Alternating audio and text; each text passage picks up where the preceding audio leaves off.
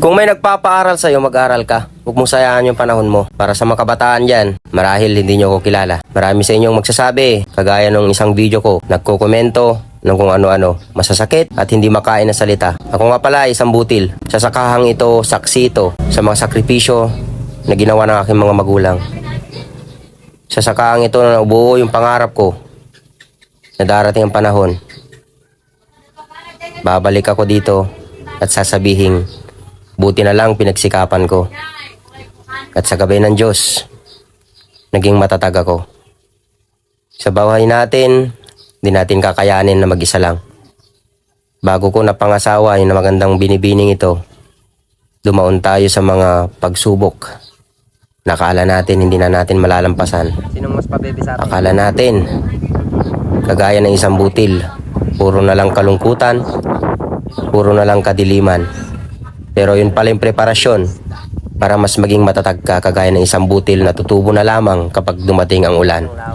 At sa tamang panahon, sa pagbabalik ko dito sa Cagayan, masasabi kong hindi na sayang ang sakripisyo ni Itay, hindi na sayang ang sakripisyo ni Inay. Buti na lang may mga kagaya nila na naniwala sa amin magkakapatid. At salamat dahil ginamit sila ng Diyos bilang instrumento. Sa mga kabataan na lagi kong nakikita, sinasayang yung oras nila sa mga hindi makabuluhang bagay. Maging kagaya kayo ng isang butil na tutubo sa tamang panahon at mamumunga.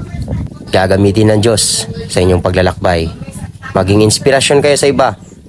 Huwag niyong hayaan na sirain ng ibang tao ang inyong pangarap. Hindi naman karerang buhay. Enjoy lang. Gaya ng pagsakay sa kulong-kulong. Malaya kang nakakahinga. Langhap mo ang sariwang hangin. Kagaya ng isang butil. Darating ang panahon kapag tatagumpayan mo rin. Sa daang ito yung nilalakbay namin. Nagsilbing playground namin ng mga kabataan. Nagsumikap para mag-aral. Mag-aral at magsumikap. Di naman kasi pangarap lang ang puhunan. Kailangan mo rin pagsikapan para maging matatag at kapaki-pakinabang. Dahil sa mundo natin, lalo-lalo sa bansa natin, kung wala kang kapakinabang, para ka lang bato na dadaanan-daanan lang. Pero sana, kapag narating mo na yung panahon na masasabi mong tagumpay ka, huwag mong kalimutang pasalamatan yung mga tao na nagsilbing sandalan mo nung walang-wala ka. Alam nyo yung butil natin, parang kagaya ng mga stick na ito. Yung mga stick na yan sa ilog, nilalagay yan bago pa dumating yung baha, bago pa dumating yung malakas na ulan, bago pa dumating yung malakas na agos ng tubig. Ito yung ilog namin, guys. Kala nyo, stick lang yan na pamatid sa mga tao? Stick lang yan na pamatid sa mga kalabaw? Hindi. Merong silbi yan. Alam nyo yung nilalagay dyan? Yung kawayan. Yung kawayan na magsisilbing tahanan ng mga isda. At kapag nangailangan na ng mga tao ng makakain, iaangat nila yon at may huli sila. May maiuwi sa pamilya, may maibebenta sa iba, para pantustos sa kanilang anak. Sana sa mga kabataan na nangangarap, huwag kayong tumigil. Dahil kagaya kayo rin ng stick na ito, na merong right time. Hindi naman talaga karera talagang buhay. May sadyang nauuna, may nahuhuli.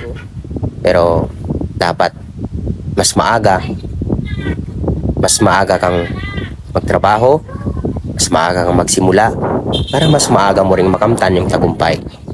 Sa lahat na nangangarap, kagaya ko, nangarap din lang naman ako noon.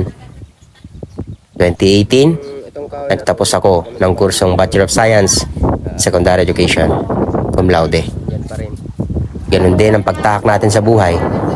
May mga achievements ka, baliwala lang yun. Makakalimutan yun ng tao. Ang mahalaga, yung nagawa mong magandang bagay, yun at yun ang tatatak sa isipan nila. Yung mga achievements mo, parte lang yan ng buhay. Hindi yan iikot sa buhay mo. Hindi dyan iikot ang buhay mo. Magpasalamat ka, matuto ka. Magtuto ka sa ibang tao. Di gusto. Ingat. At muli, Kasgaran TV, like and follow.